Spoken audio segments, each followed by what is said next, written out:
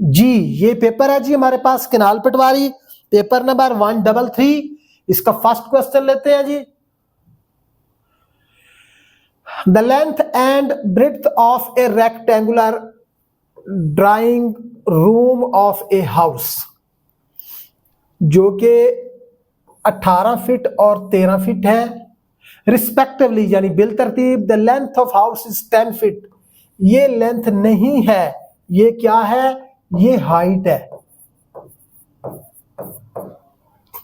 कमरे की, ये हाइट है 10 फुट। और फिर कहता है if the cost of painting is 40 rupees per square foot, find the cost of painting the drawing room, यानी पूरे रूम को पेंट करने की कीमत बताएं जब कॉस्ट ऑफ 1 स्क्वायर फुट वो है जी 40 रुपीज, और टोटल कॉस्ट वो हमने फाइंड करनी है। अच्छा, अब ये जो टोटल कॉस्ट है ये हम कैसे फाइंड कर सकते हैं? तभी फाइंड कर सकते हैं जब हमारे पास टोटल स्क्वायर फुट्स होंगे। टोटल स्क्वायर फुट्स जब होंगे तो हम उसको 40 से मल्टीप्लाई करेंगे। तो टोटल स्क्वायर फुट्स कहां से लेंगे हम, जिसमें उसने एल जो है हमें दे रखा है जी 18 फुट, उसके बाद दे रखी है जी ब्रेड्थ यानी विड्थ वो दे रखी है 13 फीट, और जो हाइट है वो उसने दे रखी है जी 10 फीट। अच्छा, अब क्वेश्चन ये है कि फार्मूला कौन सा लगेगा, क्योंकि ये तो लेंथ विड्थ और हाइट दे दी, इसमें हम हर दीवार की और हर छत की और हर फर्श की डायमेंशंस मालूम करेंगे, तब जाके इसको हम फाइंड करेंगे। अब एक जो है यूं कह लें कि एक क्यूबॉइड या एक बॉक्स या पूरा कमरा, उसकी जो टोटल स्क्वायर फुट्स होते हैं या स्क्वायर मीटर्स होते हैं या स्क्वायर सेंटीमीटर जो भी है, उसके लिए एक फार्मूला लगता है जिसको हम कहते हैं सरफेस एरिया। तो उसका फार्मूला सरफेस एरिया का होता है जी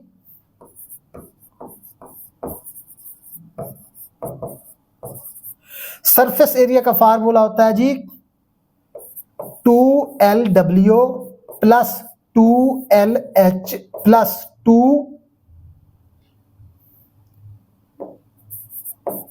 2WH, यानी कि 2 दफा लेंथ मल्टीप्लाई विड्थ, 2 दफा लेंथ मल्टीप्लाई हाइट और 2 दफा विड्थ मल्टीप्लाई हाइट। अब हम ऐसा क्यों करते हैं ये मैं आपको जनरली बता देता हूं कि जिस कमरे में मैं खड़ा हूं तकरीबन सारे एक जैसे होते हैं। हम इसको एक बॉक्स या एक रूम कह लें, यूं कह लें कि ये मेरे पास एक छत है, नीचे फर्श है, यानी छत की जो लेंथ है बराबर उसके फर्श की भी लेंथ है। तो जो उसकी लेंथ है और ये फर्श की है तो ये 2 दफा हो गई, जहां पे 2 लगाया। ये दीवार और फिर इसके अपोजिट दीवार, ये दीवार एक लेंथ की है, इसको हम 2 दफा ऐड करेंगे। उसके बाद ये वाली दीवार और इसके फिर सामने वाली दीवार, इसको भी हम 2 दफा ऐड करेंगे, इसलिए हम ये 2 मल्टीप्लाई करते हैं। टोटल ये 6 बन जाती हैं, 2 2 और 2 ये 6 हो जाती हैं, 6 साइडें होती हैं हर कमरे की। मगर यहां पे जब पेंट करना है तो ये याद रख लें, कमरे का पेंट में हम छत भी करते हैं, 4 साइड में, कम से कम फर्श नहीं करते। तो यहां पे भी हम वही फार्मूला लगाएंगे कि फर्श हम नहीं करेंगे। अब फर्श की डायमेंशंस कौन सी हैं, यानी ये लेंथ हो जाएगी और ये विड्थ हो जाएगी। हाइट का ताल्लुक फर्श से नहीं है, यानी वो वाली डायमेंशन हम 1 टाइम लिखेंगे जिसमें हाइट नहीं होगी, लेंथ और विड्थ होगी।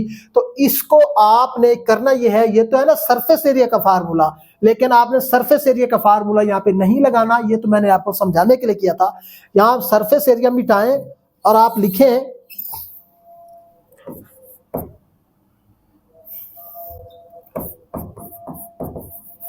Total area which is equal to, इसको जो LW है इसको 1 टाइम लिखेंगे। LW को हम 1 टाइम लिखेंगे क्योंकि हम छत शामिल करेंगे और फर्श शामिल नहीं करेंगे, लिहाजा हमारा टोटल एरिया में ये फार्मूला लगेगा। हम इस फार्मूले के जरिए टोटल एरिया फाइंड करेंगे। अपने एरिया को हम 40 के हिसाब से मल्टीप्लाई करके पूरे पैसे निकाल लेंगे तो total area length multiply width 18 13 plus 2 multiply 18 और फिर 10 प्लस 2 मल्टीप्लाई 13 फिर 10। तो ये क्या होता है देख लेते हैं जी। 13 2 26, 26 10 260। यहां पे 18 2 36, 36 10 360। यहां पे देख लेते हैं 18 3 54, 5 हासिल, 18 1 18, 18 और 5 23, 234। तो ये हमारी टोटल डायमेंशन है, इसको हम ऐड कर लेते हैं। 4 आ जाएगा सबसे पहले, उसके बाद 3 और 6 9, 9 और 6 15, 1 हासिल हो जाएगा। 1 और 2 3, 3 और 3 6, 6 और 2 8, 854 स्क्वायर फुट। 854 स्क्वायर फुट हमारे पास रकबा है। टोटल कॉस्ट मालूम करने के लिए टोटल रकबे से इसको मल्टीप्लाई करेंगे तो आप यहां पे लिख सकते हैं 40 मल्टीप्लाई 854। तो 4 4 16, 1 हासिल, 4 5 20, 20 और 1 हासिल वाला 21, 2 हासिल, 4 8 32, 32 और 2 34, 0 का 0, 34,160 रुपए टोटल खर्चा आएगा। कौन सा ऑप्शन बनता है जी? सी ऑप्शन बनता है। इस सवाल का जवाब सी ऑप्शन बनता है। नेक्स्ट क्वेश्चन लेते हैं जी। The value of satisfying the equation. अल्फाज चेंज कर दिए हैं, मकसद उसका वही है कि एक्स फाइंड करें। 7x plus 1 equals to 4x minus 8। Minus 8 हमने ये फाइंड करना है। x वाले एक साइड पे कर लें और बगैर x वाले दूसरी साइड पे कर लें। तो 3x equals to minus 9, x equals to minus 9 over 3 equals to minus 3। यहां पे माइनस लगाएं और ये हमारा जवाब है। ऑप्शन में मे बी मिस्टेक है। बहरहाल हमारा जवाब -3 है, जो कि हमें इस नंबर्स के हिसाब से जो इक्वेशन दे रखी है। नेक्स्ट क्वेश्चन लेता हूं। A 5 metre long ladder is placed against the wall. ये कोई वॉल, ये कोई दीवार है, उसके अगेंस्ट ये कोई लैडर रखी गई है जिसकी लेंथ जो है 5 मीटर है। ये बेस लाइन है, एक राइट एंगल ट्राइंगल बनने जा रही है। कहता है जी against the wall its foot 2 metre from wall, यानी इसका जो फुट है जमीन से इसके नुकर से 2 मीटर है। 2 मीटर है। From the wall the ladder reaches. Ladder कहां तक पहुंचती है? दीवार को लैडर कहां तक पहुंचती है वो ये पूछना चाहता है। यानी कि ये वाली साइड हमसे पूछना चाहता है, यानी जो हाइट है वो पूछना चाहता है। अब ये 2 साइड्स दे रखी है, तीसरी फाइंड करनी है। यहाँ पे जो है उसका 90 का बनता है। तो इसके लिए जब किसी राइट एंगल ट्राइंगल की 2 साइड्स गिवन हो और तीसरी साइड हमने फाइंड करनी हो तो फार्मूला होता है जी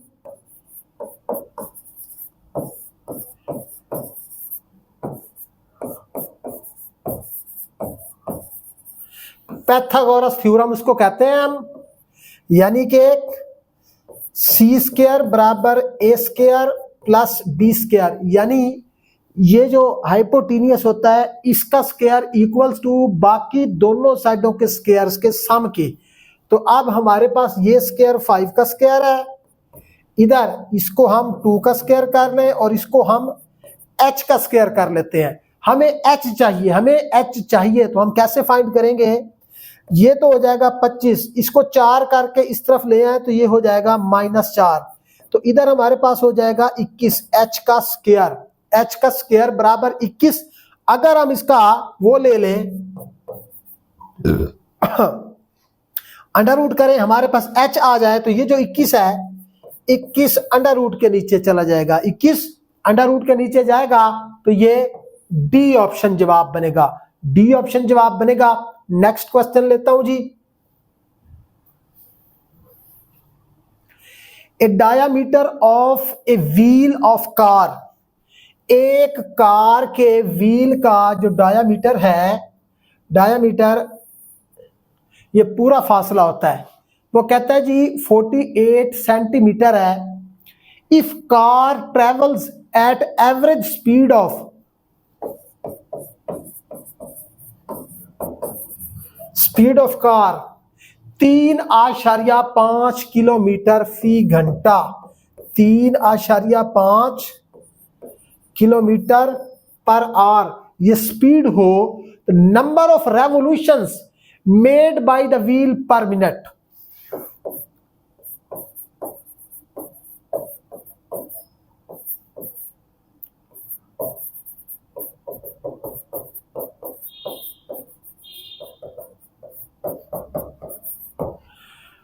अब बताने का उसका मकसद ये है कि डायामीटर जो है 48 सेंटीमीटर है, ये कार का एक व्हील है, कहते हैं कि कार की स्पीड 3.5 किलोमीटर फी घंटा है। बताएं एक मिनट के अंदर, एक मिनट के अंदर ये जो व्हील है कितने रेवोल्यूशन खाएगा। तो एक चक्कर में सबसे पहले हम फाइंड करेंगे कि ये व्हील कितना फासला तय करता है, फिर हम इस स्पीड को अपने हिसाब से वो कन्वर्ट करेंगे और फिर बड़ी डायमेंशन को छोटी डायमेंशन पे डिवाइड करेंगे। तो अभी एक व्हील एक जो है क्या कहते हैं, एक चक्कर में व्हील कितना फासला तय करता है, तो वो एक व्हील का सरकमफेरेंस है। तो सरकमफेरेंस का जो फार्मूला होता है उसको हम सी कहते हैं 2 पाई आर, 2 पाई आर। तो उसके लिए ये जो 40 क्या कहते हैं 8 है, आर बराबर डी ओवर 2 कर लें बेशक, या आप इसको बेशक इधर यूं कह लें, डी पाई भी कर सकते हैं, डी पाई भी कर सकते हैं। तो सी बराबर जो है 48 मल्टीप्लाई 22/7, ये फासला जो है एक रेवोल्यूशन में तय करता है व्हील। अब एक मिनट में कितने रेवोल्यूशन तय करेगा, उस कार की स्पीड को हम 3.5 किलोमीटर फी घंटा से कन्वर्ट करके जितनी भी है इसको सेंटीमीटर फी मिनट्स में कन्वर्ट करेंगे। क्यों? क्योंकि व्हील की जो डायमेंशन है वो हमें सेंटीमीटर्स में गिवन है और फिर हमें ये एक मिनट में चाहिए, इसलिए कार की स्पीड को भी हम जो है किलोमीटर फी घंटा से सेंटीमीटर फी मिनट में लेके आनी पड़ेगी। लिहाजा इसी को मैं आगे चलाता हूं। एक स्टेप में जरा देखिए, 35 को 3.5 को मैं 35/10 लिख देता हूं। उसके बाद मैं किलोमीटर का के हटाने के लिए, जब मैं किलोमीटर का के हटाऊंगा तो के वी नाउ दैट 1000 के बराबर होता है। जब मैं 1000 से मल्टीप्लाई करूंगा तो ये किलोमीटर के बजाय मीटर में कन्वर्ट हो जाएगा, लेकिन मुझे सेंटीमीटर में चाहिए। लिहाजा एक बार फिर मीटर को 100 पे से मल्टीप्लाई किया तो ये मीटर में कन्वर्ट हो जाएगा। अब नीचे ये मीटर फी घंटा हो जाएगा, मुझे फी मिनट चाहिए। लिहाजा एक दफा मैं इसको 60 पे डिवाइड करूंगा और फिर ये बन जाएगा सेंटीमीटर फी मिनट। अब ये डायमेंशंस मेरी ठीक है। अब ये कार की स्पीड मैंने सेंटीमीटर फी मिनट्स में कन्वर्ट किया है और कार का जो एक रेवोल्यूशन होगा उसके फासले पे इस बड़े फासले को मैं डिवाइड करके आपको बता सकता हूं कि टोटल एक मिनट में कितने चक्कर काट सकता है ये व्हील। तो देखते हैं कौन किससे कटता है। एक 0 से एक 0, दूसरे 0 से ये 0। उसके बाद इसको 2 पे डिवाइड करें तो 3 हो जाएगा। ये जो 100 है, सॉरी 1000 है, ये हो जाएगा 500। तो बड़ी वाली डायमेंशन बन जाएगी 35 मल्टीप्लाई 500/3। उसके बाद ये जो छोटी डायमेंशन है नंबर ऑफ रेवोल्यूशंस फाइंड करने के लिए इस बड़ी डायमेंशन को छोटी डायमेंशन पे हमने डिवाइड करना है। तो कैसे करेंगे? हम लिखेंगे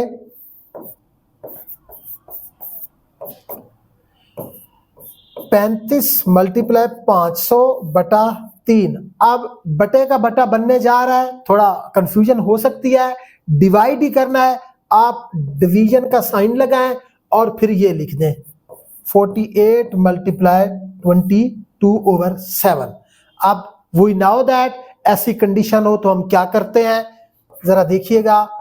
35 जरा 500/3, इसको आप मल्टीप्लाई करें और इसको रेसिप्रोकल कर दें, तो 7/48 और फिर 22। तो अब एक स्टेप में मैं जब इसको लिखूंगा तो ये हो जाएगा 35 मल्टीप्लाई 500 मल्टीप्लाई 7, उसके बाद 3 मल्टीप्लाई 48 मल्टीप्लाई 22।